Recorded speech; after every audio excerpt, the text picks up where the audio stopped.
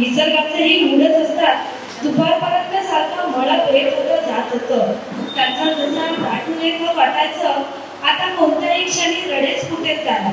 आता मात्र लहान बाळासारखा हसतोय, नाटकी कुठला.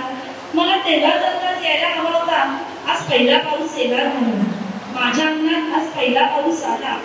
मोगरा बोमेजला होता इतके दिवस, मोगरा बोमेजला होता इतके दिवस आज खदखदून हसला. कित्येक दिवसांनी ही संध्याकाळ वेगळी होती.